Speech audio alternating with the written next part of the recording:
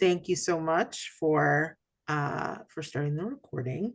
And everyone, thank you so much for being here for the second of 7 of our watch webinars. My name is Olivia Ford. I use she or they pronouns, and I am honored to be the editorial director at the Well Project. And for those who are new to the organization, we are a nonprofit organization completely focused on women living with HIV and affected by HIV across the gender spectrum. And this is what we do. We share information, we build community. We have a number of online platforms and spaces where we do that work. And we are actually today kind of reprising a really exciting webinar series that we did a long time ago, almost 10 years ago at this point, obviously with updated material. But it's really, we're excited for these seven sessions. This is the second one. It's really an opportunity to provide space and training, capacity building for women living with HIV and vulnerable to HIV, with reasons for HIV prevention, to really skill up around advocacy work. Today we'll be talking about some of the real kind of underpinning basics around HIV itself. And we'll share a link to the kind of full series page as well, so that you can have a sense of what the upcoming topics are. For those, I don't know if is anybody here, you can holler in the chat. Is anyone here is this your second session? Were you at the first one, and are you intending to kind of do the full 7 sessions? Because those who complete the full 7 and fill out the evaluation for each one get a certificate of completion of Watch 2.0 from the Well Project.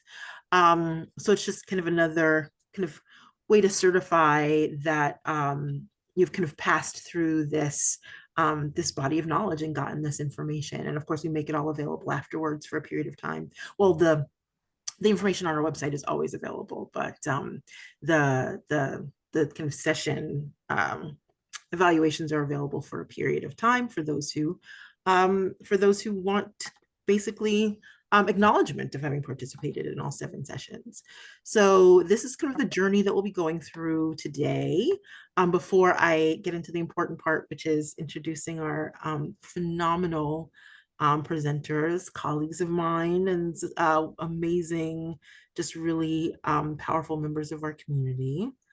Can I just quickly, since I see that both of you are off mute, I'm gonna put up the slide with your names and affiliations. If I could just get y'all to just quickly introduce yourselves. Let's see, slides were taking some time. There we go. So I am Bridgette Picou. I'm the stakeholder liaison for the Well Project. I am an LVN by trade, and I'm also AIDS care certified as part of my commitment to the work. I've been with the Well Project a couple of years now, and definitely the best decision I could have made. So welcome everyone, and I'm so glad that you're all here. Louise. Hello, thanks. Hello, my name is Louise Vallace. I am presenting today from London. It's 6:30 in the evening. It's an absolute delight to be here with you all. I'm just so pleased that it's so nice to be kind of connected across the globe with other women. I'm the CEO of Aunty Lou's House. I am a storyteller and a coach, and I tell stories about HIV through podcasting and street talks and blogs and all different sorts of ways. I'm also a yoga teacher. Yeah, that's me. Over to you, Olivia. Yes, absolutely. And just to holler that both of these folks are phenomenal writers as well, and blog for the A Girl Like Me blog, so that you can continue to experience their voices even beyond today. So before we get started, I'm going to quickly do a little poll. This one's just kind of start with a little kind of review, probably for a lot of folks. Before we get into the kind of full the kind of full presentation. Can everyone see that poll question? Chopped up? Okay, good. So folks can just take a minute to answer a little kind of Quizlet question, if you are able, and we will have some, we'll be able to see the results in real time before we move on. And you can tell me if there are any issues. I can't see the chat at the moment, but I don't, oh, someone has responded. Okay, someone has done the poll. So yeah, we'll just give people another minute or so to answer, and then we can go on to the, we'll go to the results, and then we'll just go right on into our, we'll go right on into our presentation. Someone is saying, let's see, okay, let's see how to answer it. Is everyone, I see a couple of responses coming through. So it should be basically, sometimes these polls are like a little check off, but this is a short answer. So you actually write a sentence. So I don't know if that, because I have a different view from other folks. I don't know what you're seeing on your screens. Hopefully it looks like it wants folks to use the QR code to answer it. Use the QR code? Mm-hmm. Unless I'm seeing a different view as so a you're seeing a panelist. QR code right now. It's there's a little box that you can get the QR code in order to do it. I'm not sure if that's what everyone is seeing though, but it looks like we have some participation. So yeah, absolutely. Folks are definitely able to get to it, which is good. Yeah, I'm really glad for folks who are who have been able to answer the poll. I'm going to go ahead and end it now, and we'll see what responses we have. And I can share the results right here.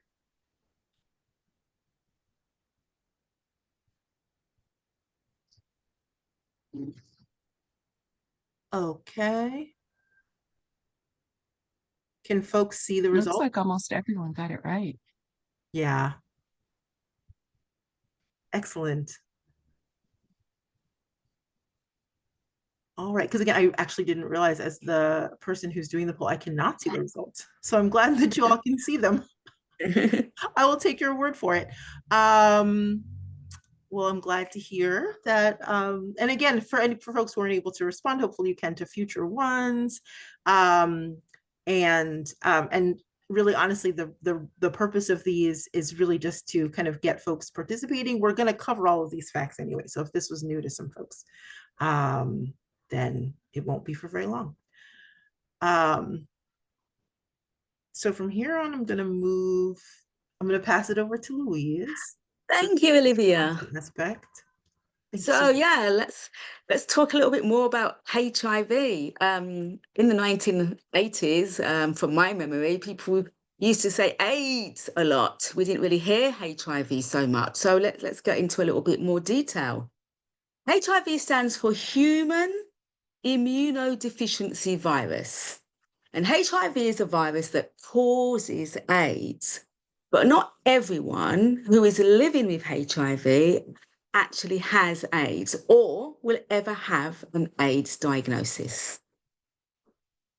Next slide, please.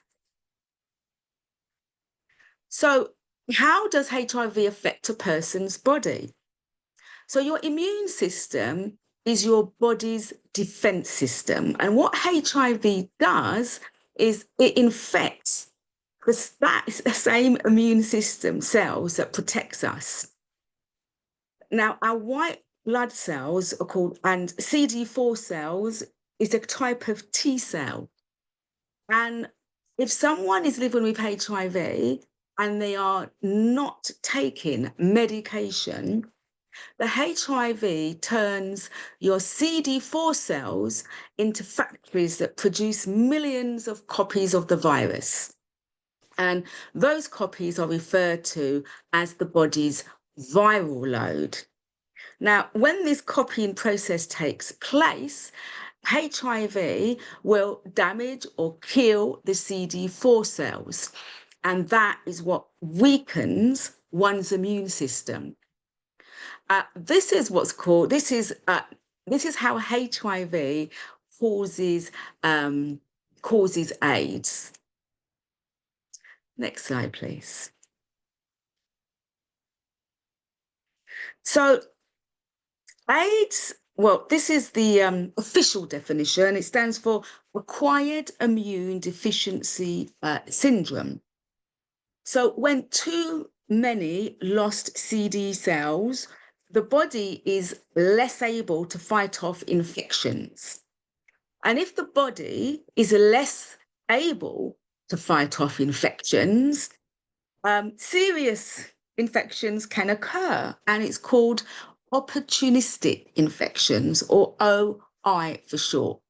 So later on during this presentation, you may hear us or hear Bridgette talk about OIs, and it means opportunistic infections.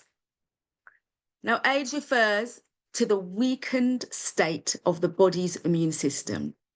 So today, people can have been given a diagnosis for AIDS, but be very healthy and at a very low risk of OIs. Next slide. So you can live without HIV for many, many years with no signs of the disease. I mean, I've met many people at different stages. I was lucky because I got tested for HIV when my CD4 count, when my immune system was intact, when my CD4 count was relatively at a good stage. So the HIV virus did not get the opportunity to attack my cells to the extent where there would be opportunistic infections and which could end up causing long AIDS. So, but I have met many people where that is not the case. This is why we encourage people to get tested as soon as possible. So you don't have AIDS as soon as you acquire HIV. I remember when I told my mum, the first thing she said is, "Oh my God, you've got AIDS." I said, "No, Mum, it's HIV." Big, big difference. Now, Yeah, without my mom had a hard treatment, time with that too. did she? Yeah. Mhm, mhm. And you know what, Bridgette, it takes time, doesn't it? Because I mean, like she was 70, I don't know, 9 when I told her, or 75 when I told her, around that age. And I had to keep telling her over and over again, you can't get it by me sitting on the toilet seat. You can't get it by using my cup. So that, you know, we have to keep talking about HIV and keep educating the general public and people about how you can acquire HIV and AIDS and the difference between the two. Yeah. So without treatment, HIV will eventually wear down one's immune system, and this is what causes AIDS. But treatment can still improve one's health and lower risk for any illnesses. Next slide, please. Oh, over to you, Olivia. All right. Well, we've got another poll question. Hold on a second. Oh, here we go. And again, this one is, sorry about that. This one is actually kind of for the last couple of minutes of folks, you know, just to kind of review what we've already a little question from what we've already covered. Can everyone see that? Is everyone able, are people able to respond? Well, on my screen, it says, what does your immune system do? Yeah, and it's like the previous one, it gives the opportunity. The other ones we have, it's more of a checkoff thing, but this one, it gives the opportunity to kind of write something in. Yeah. Which hopefully folks are seeing on their ends. You know why people are writing this? I'll just say it took me so many years. I mean, I'm living with HIV, but it took me years to understand exactly what's going on. And a lot of that was because I dissociated. I Mhm. didn't really want to know about anything, to be honest. So these webinars are great. Yeah, Bridget.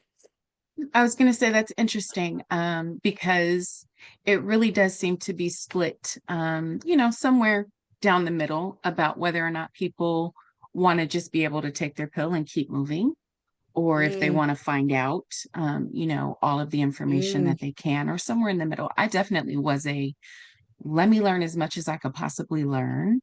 Oh yeah, I And see I'm that. still very much in that mindset. Yeah, I feel more confident the more that I know about the virus. And, the good thing is that there's no wrong way to do it. It's what works for yeah, you, right? yeah, 100%. Because we're all individuals, aren't we? We're not clones Mhm. of each other, and we all have different ways of wanting to understand information and absorb that.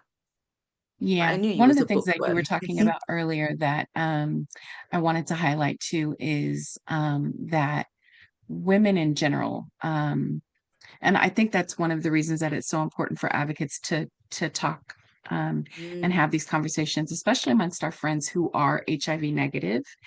yeah. We do tend to find out later in our diagnosis, or be diagnosed at pregnancy, which is a Mm, traumatic way to find out that you're living with HIV. And so I think it's really important that we begin to have these conversations and normalize the conversation so that women do see themselves and do go get tested more often, I think, right? So just the last thing for me then, Bridget, when you found out you was living with HIV, how long did it take you to start getting interested in HIV? Because for me, I didn't want to know anything about HIV. But what about for you in terms of what it does to your immune Immediately, system? Oh, you wanted to, yeah, okay, yeah. immediately. Like as Yeah. soon as, for me, excuse me, as soon as I left the doctor's office from being diagnosed, because there was a period of time in between when I was diagnosed and when I was actually able to start seeing a doctor, Mm, um, to start treatment and to get into mm. care and all of that. I was immediately on the internet, scouring things, Oh, and trying oh, to, because I knew what it was. I wasn't completely ignorant of it, but yeah, it yeah, definitely wasn't something that I had seen for myself. And so it was really important for me to find out, what I could. yeah, And it was confusing, yeah, which is, yeah. one of the reasons why I love the work that we do at the Well Project so much, because it's, easily laid out information. I found Mm, myself, because I didn't find the Well Project when I first started looking for information on women. And so what I was doing was seeing information created for men and trying to yes, force it into yeah, this space where it made sense for yeah. me as a woman. So Yeah, yeah, yeah, I see absolutely. that. Yeah, 100%. And then are we sharing the results of the poll, Olivia? They were up for a little bit. Did you not see them? Did we not see the results when I shared them? I did not. Let's see, let me view details, Let's see see. what folks thought. And it looks like, um, yeah, I love that somebody said fights off various invaders and infections to Mhm. keep you healthy. I think of stuff as invaders too, so I love that. Um, so yeah, everybody has the right idea about what our immune system is and does, and I love that. So I guess it is Absolutely. on me, right? We're moving on. I believe Yeah. so. All I believe right. so. And again, As this I rub my hands together mentally and literally, HIV, drugs, and the life cycle. So for me, like I was saying, it was important to me to find out as much as I could about things, because it makes me feel more confident, not just more confident in my own health, but in how I'm able to disclose and talk about HIV to other folks, and have them understand where it is I am and that HIV is not anything to be afraid of. It's manageable. But the virus itself, I probably sound like an excited little nerd here because I am. The virus itself is fascinating once you get to know about it. And so our current regimen and panel of drugs that we have available are really, really effective at stopping HIV. It is effective at stopping the virus from invading and taking over other cells. It's effective at stopping it making copies of itself. And so the basics on this slide that you should take away is that all HIV drugs work by interrupting the different steps in the life cycle, and that does it at different places. These drugs don't cure HIV, but they can help you stay healthy and definitely can help you prevent transmission. And so that is why we take our medications, so that we have a better overall health and quality of life, but also in order to get us to undetectable status so that we can't transmit. Let's go to the next slide. So the HIV life cycle, this is a really good, simple way of seeing how the life cycle works and how the medications work to stop the virus kind of in its tracks.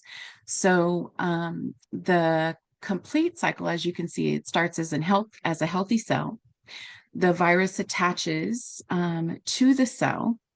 It fuses, it gets inside of it.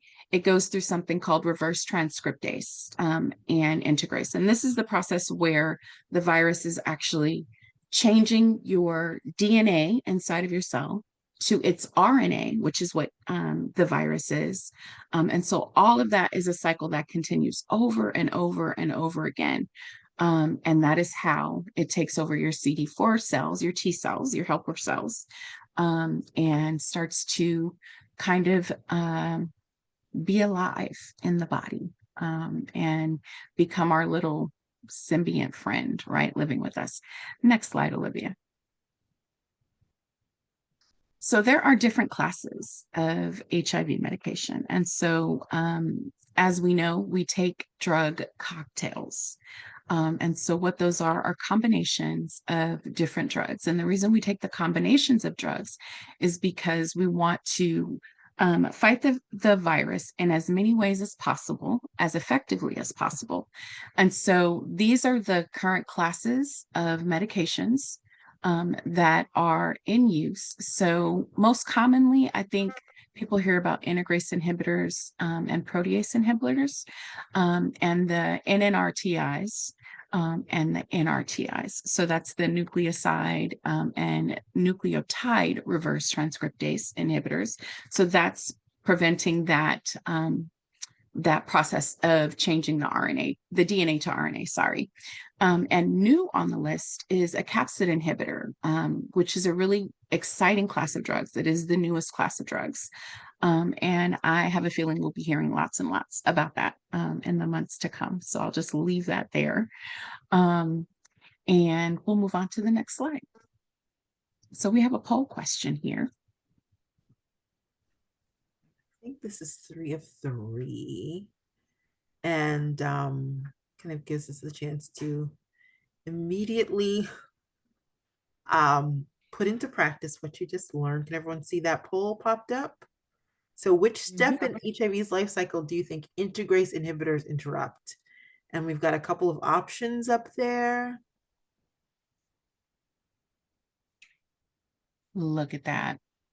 Because again, there's so much that can be said, as you can imagine, and perhaps have even heard, there's so much that can be said about all of these different topics. Each one could be, an hour and a half webinar in itself, and all the information. This is really just a sort of beautiful, concise overview of all these topics. And you can find, if you're one who's kind of wanting to know more about what Louise and Bridgette have touched on, you can go directly to there'll be a code at the end. You can go directly to the page for this episode and see all the fact sheets on our site where this information comes from. It's updated regularly. If you are of the sort who's like, I need to dig deeper into this, into these particular areas. There's a lot more to know, but but again, thank you so much, Bridgette and Louise, for this really just a really excellent kind of wrap up and overview of all these topics. I'm gonna leave up the poll for another half a minute or so and give folks a chance to respond. Thank you so much to everyone who has, and thank you in advance to those who are kind of revving up to do that. I love this stuff. I think that now a knowledge is power, and anyone who knows me knows I'm a fan of each one teach one. I think that by kind of getting the knowledge and information out there, like I said, it reduces the fear that people feel around HIV. And again, to reiterate, if you don't want to know anything about how the medication works, that is perfectly fine.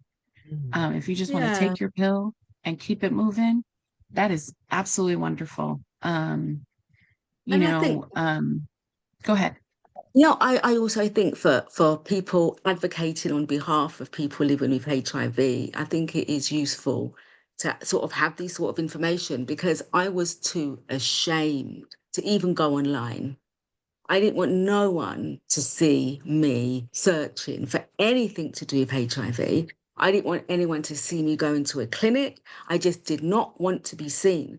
But if I knew someone that I could talk to that was, maybe advocating or teaching me, I think I would have felt a lot less lonely. If I had the confidence just to Google it, and when I eventually had the confidence to Google women and HIV, guess what came up? And that's a poll question. The Well Project. Absolutely. That's what came up. In the UK, that is what came up. And then, you carried me to this safe space, and I started blogging, and it's amazing. Yeah. And it's been wonderful to have you. Like, I love seeing when you go on the street and ask people questions. I'm always gratified when people know the answer, or they're kind of not sure. But you do such a great job of just kind of casually educating people in such a way that they don't feel that it's being forced on them or threatened or what have you. And I would almost guarantee that they take that somehow with them or share that with someone else. But you know what? Do you know what, Bridgette? Recently, I've been asking people on the streets of London, if they if they really liked somebody and they found out that person was living with HIV, would they still carry on dating that person? And part of the reason I done that is because I wanted women living with HIV, who are heterosexual in particular, to see that there are lots of men. I mean, I've been asking a lot of these questions to men. I did ask some of the questions to women, but I just wanted to kind of reduce that stigma, that dating stigma of finding someone and meeting someone. Yeah. Okay, I think we've got the poll questions back. Olivia? Can you see the results? Now I can. I couldn't see the other ones, but I can see this one. Okay, so we've got 3 out of 5 who chose integration, which is the correct answer. Thank you so much to everybody who responded, to everyone who's participating in general in the webinar. It's just, whether you are, you've responded to polls or are listening in, it's just wonderful to have you. And again, what I find really great about the different drug classes, the names, is that nobody who names these classes felt the need to get too creative about what to name them. They relate back directly to the process in the HIV life cycle that they refer to or that they interrupt. So integrase inhibitors interrupt the integration stage in the HIV life cycle. And likewise with reverse transcription, as Bridgette was saying. So again, thank you so much for participating. I'm gonna stop talking and move it along back to my sis Bridgette. I wish that the people that came up with the drug classes also did the drug names, because some of these drug names, you just got to wonder where they came from, right? But that's neither here nor there. We love our pharma partners because they're providing us our meds. And so let's talk a little bit about combining HIV drugs. So you'll find that your healthcare provider will put you on, again, like I was talking about earlier, a drug cocktail. And so that all that means is that it's a combination of drugs from more than one class of drug. And the reason we do that is so that HIV will have a harder time mutating. And some of us may have heard about mutation, which leads potentially to resistance. And so the important thing to remember is that you never want to take only one HIV medication. That's called monotherapy. And we know from experience that that doesn't work very well to suppress the virus. And so even if you are on one pill once a day, you are taking a combination of medications within that pill, usually 3, sometimes 4. Dovato, which is the medication that I take, has 2 medications in it and has been found to be very effective. And so the good thing about the combination therapy and drug use of drugs to suppress the virus is that you have slower disease progression. And so when the virus has the opportunity to mutate, potentially, not always, potentially, it can stop the drugs that you're taking from working, which leads to resistance. And then with resistance, you can, a drug class may become ineffective.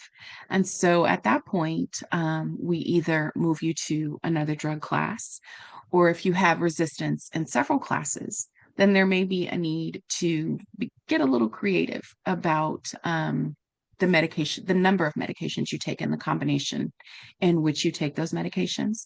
And there also, fortunately, are drugs that help as a backbone to a drug combination in order to help with the resistance factor. So there are things that you can take if you do have resistance to certain classes of drugs. There are other medications that you can take.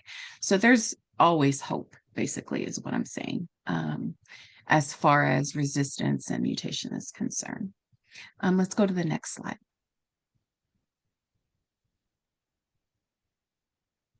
So what's a viral load? We hear all about viral loads, right? Viral load and CD4 count. Those are big things that we talk about all of the time.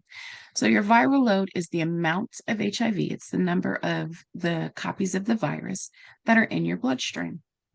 So when HIV attacks your CD4 cells, it becomes like a little factory producing copies over and over and over again, right? And so the increase in HIV copies damages or kills your CD4 cells, which weakens the immune system, which goes kind of back to what Louise was talking about earlier. The higher the amount of HIV, the more the immune system is damaged. Let's go to the next slide.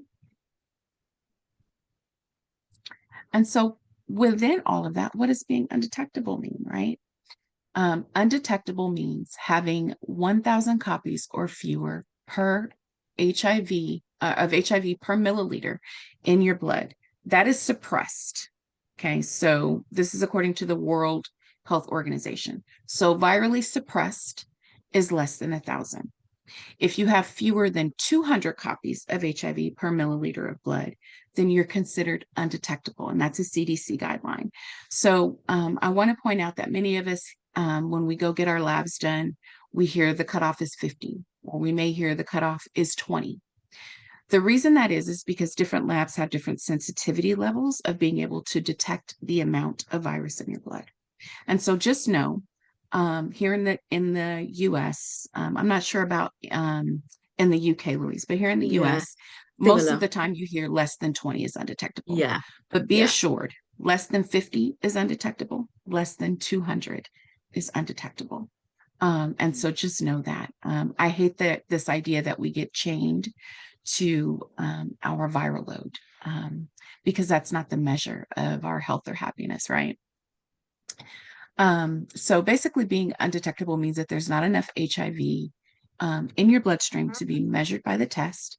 And that also means that you are untransmittable. U equals U. Undetectable is untransmittable. This is not the same as a cure. So we want to highlight that. Being undetectable does not mean that you're cured. It means that you're healthy. It means that you're whole. But it is not a cure for HIV. Next slide. And so this is what I was just talking about. Undetectable is untransmittable. So having an undetectable viral load reduces the chance of passing the HIV virus to sexual partners to 0. There is no chance. So undetectable is untransmittable. So this was found through some studies. There are large studies in which couples one was HIV positive, one was HIV negative. The old word for that was serodiscordant. I prefer magnetic couples as a way of describing that. But basically, one person was living with HIV and one was not. And through these studies, they found that if the person living with HIV was undetectable, then their partner did not acquire HIV. And this was like thousands and thousands and thousands of sex acts and activity and different types of sex. And so I know as an advocate, I hear folks talk a lot who have been living with HIV for a long time about not being sure and still having that fear. But let me assure you that if you are undetectable, you are untransmittable. Louise, how did you feel about that when you first heard about it? Yeah, no, I was just going to jump in and say that I met my partner at the time, I think it was 5 years ago. And when we first met, we went on to a date. And the first thing that I said to him, because I knew I kind of liked him and I had to think about disclosure. And we sat on the grass, it was in the park. And I said to him, by the way, I have HIV, but I cannot pass it on to you. So you are fine. But what about you? When last have you been tested? And do you have HIV? And his head just spun and he said, oh, I have to think about, So I completely turned it around to say, I'm good to go, but I don't know if you're good to go. So you don't need to worry about me. I, in fact, am worrying and concerned and want to know if you've been tested. After that, he spoke to a friend of his and said, I met somebody and she is living with HIV. And this person said to him, don't date her. Well, he didn't listen and we continued to date because I made it clear, untransmittable. We got married last year and this is 5 years on. We do not use condoms. He does not, I cannot transmit HIV and everything's fine. I wasn't in that study, but I have an undetectable viral load. My medication is effective, and that's my responsibility to make sure that I'm taking my medication and it's working effectively so I can continue not to use condoms with my husband. But if there was an issue, obviously that would be my responsibility to make sure I get tested and make sure everything is undetectable. Yeah, I love that. And I love that you got married. Congratulations again. I know I said it at the time, but I love love. And I particularly love love in the face of, like you were saying, his friend telling him, Yeah. not to do it and he did it anyway. That's magic to me. Yeah. Because I think that's one of the things that we forget as women when we disclose. We think that we're so worried about the acceptance of the other person that we Yeah. forget that, hello, they have to measure up to our standards too, right? Absolutely. And you are correct. I have found that it does make men's heads spin when I say, this is my situation. Now let's talk about yours, right? Yeah. Yeah. And I'm particularly, I do it in the face. Well, they say, oh, well, I'm clean. I took a shower last night too. I'm clean too. Right? Yeah. Like, and at the end of the day, the cooties that I have, which is my HIV, we have a whole relationship. We get along. I don't want anybody else's cooties that they may have. So Yeah. that testing question is really, really important because it's not just Mm. HIV, right? There's other Yeah. STIs that we need to be concerned with. Absolutely. Yeah. Which is what is a good point to bring up about U equals U. U equals Mm. U means that you cannot pass HIV, but it does not protect you from other STIs. And Yeah. so that is something that you should be looking at or thinking about as a woman who is sexually active. The testing also did not look at the risk, the vulnerability of acquiring HIV through shared injection drug use, which is an issue. Cleaning your works or using fresh works is the best way to prevent transmission via that route. And then we are still pushing for here at the Well Project, and particularly more research around breast and chest feeding with HIV transmission from mother to child. And so just know we hard at work, child. We are not giving up. Those guidelines got updated, and we want to continue to make sure that we have up-to-date and accurate information around breast and chest feeding for parents. Next slide.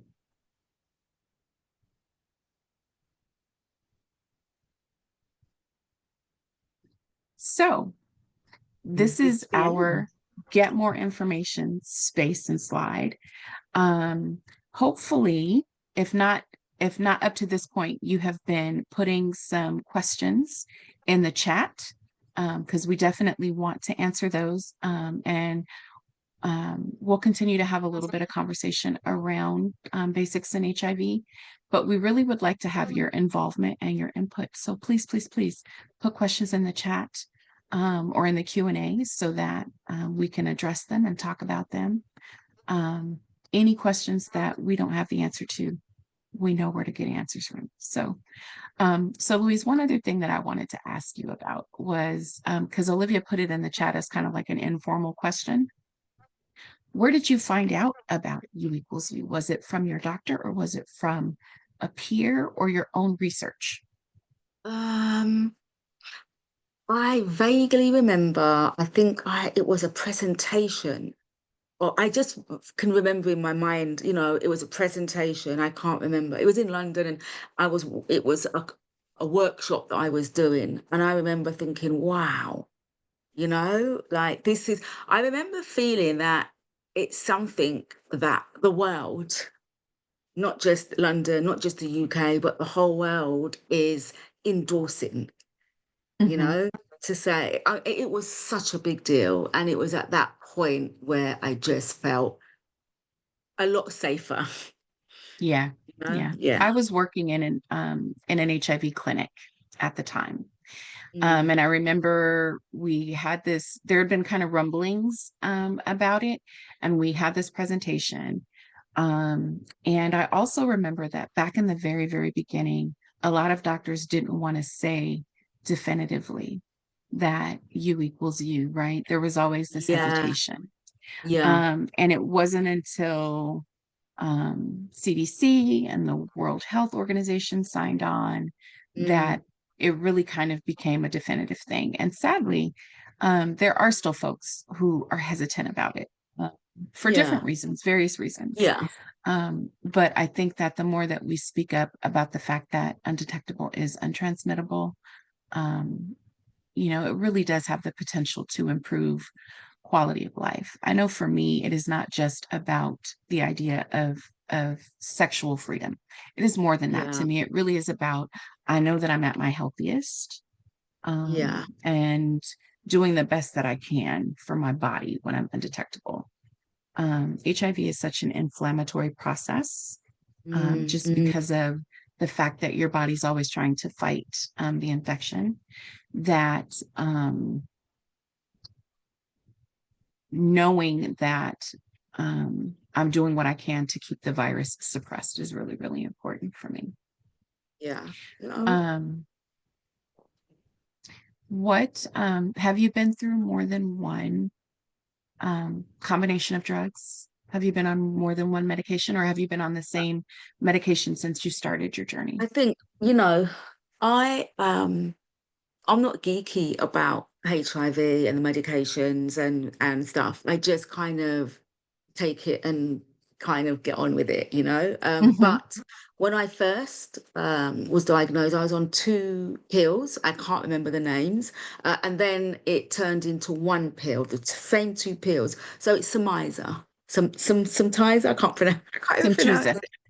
Yeah. So those 2 drugs are now in one. So I take 1 pill a day, and there's something so empowering when I'm on the dinner table and I take out my pill box with my vitamin D and my collagen, and my HIV pill, and I just take it out and pop it in. I remember the days where I used to hide it, like I hid the bottles in a safe so not my children couldn't see it and no one would find it. And now I'm openly taking these pills. I mean, what a journey, to be on. And maybe if at that time I understood more about U equals U, and I reached out to more organizations, maybe I wouldn't have had to suffer for so long because I suffered in silence. Yeah. So Yeah. these workshops are amazing to kind of help people spread these messages. Yeah. Yeah. I'm actually on my third regimen. I was on 3 pills once a day when I first started. My kidneys didn't love that, so I Yeah. switched to a different pill. And I had some side effects on that pill. I'm not going to talk about medication names. I don't believe in planting things in people's head. And so just Uh, because I had side effects doesn't mean that someone else will. So yeah, yeah, yeah, I stopped taking that medication and I'm on the one that I'm on right now, which I already mentioned. I yeah, love the regimen that I'm on right now because I'm older. Um, yeah, and I do have other medications that I take. mm, And that is going to continue to grow as I age, right? Just because yeah, of the yeah, natural aging process. And so mm, just having one less medication on board for me made sense. It may not for other people. yeah. And there are folks now that have the opportunity and ability to do the injectable if they choose. Injection. Somebody asked me that a few days ago, and they said, would you have the injection? And my response was, if it's not broke, I'm not fixing it. So at the moment, the pills that I'm taking are working for me. Maybe later on down the line, I may feel differently, but right now things are okay. So there's no need for me to change, not yet anyway. What about you? And the I've thought about it, particularly because I travel a lot, right? And it would be easier to be on an injectable. However, I haven't made the leap to want to really commit to that yet. mm, Um, mm, I love having it as an option and knowing that it's an option. mm, But it's not for me. Now, I do know folks who are doing the injectables and they love them. mm, It's provided them a sense of freedom. One person yeah, in particular, it takes a lot of the pressure off of her, um, as far as um, folks finding out about her status because she's still yeah, very much in that space. And there's nothing wrong with that. It takes time yeah, for us, yeah, with everything else that women have going on in life. Um, the road to acceptance and being able to easily disclose about HIV is a long one sometimes. And so just knowing that there are other options out there is a good thing. When it comes to yeah, HIV itself, um, the basics, the basics are pretty easy. When you start getting into drug combinations and drug classes and even thinking about how drugs may or may not play into HIV cure and mm, all of that stuff. mm, Um, it's a there's a whole long road between A and B when it comes to that. yeah, But I think that I feel blessed and grateful that I can just take, one pill once a yeah. day and control my HIV. So I want to ask you a question, Bridget. Like people talk about this a lot, but I haven't really completely understood the whole cure discussion. Have you got a view on that? I do. The cure, HIV cure. Yeah. So there are a lot of different pathways that are being Mm, explored to get to cure right now. Um, they call I've been to cure meetings where they say they're going to talk about basic HIV science, and I can tell you there's yeah. nothing basic about HIV science whatsoever. Would you agree, Olivia? Like it's not basic You saw science. me nodding. Yeah. But Basic science. It's an interesting yes. word. It's So definitely can get Yeah. So there's a few different pathways. There's gene editing is one. There are folks that are looking at how to use the gut microbiome, maybe, Mm, to help cure. Um, there obviously, medication options are being explored. And then the idea of cure itself, there's different definitions of what people have around cure, right? So maybe cure is durably suppressed virus. So get a medication and the virus is not gone, but you don't have to take medication anymore. And then there is mm, completely, I don't like the word eradicating, completely yeah, removing the yeah, yeah, presence of yeah. the virus from the body is another way to look at cure. There have been seven people up to this point that have been cured of HIV, which a lot Yeah, of people yeah, don't know. Um, yeah. Two of them appear to have spontaneously cured HIV from their body, and they're both women, incidentally, that have done that. Mm, The first patient ever cured of HIV was Timothy Ray Brown. He was known as the Berlin patient. yeah, And he yeah. had a transplant because he had a particular type of cancer. And there are four other folks that have been cured under the same circumstances.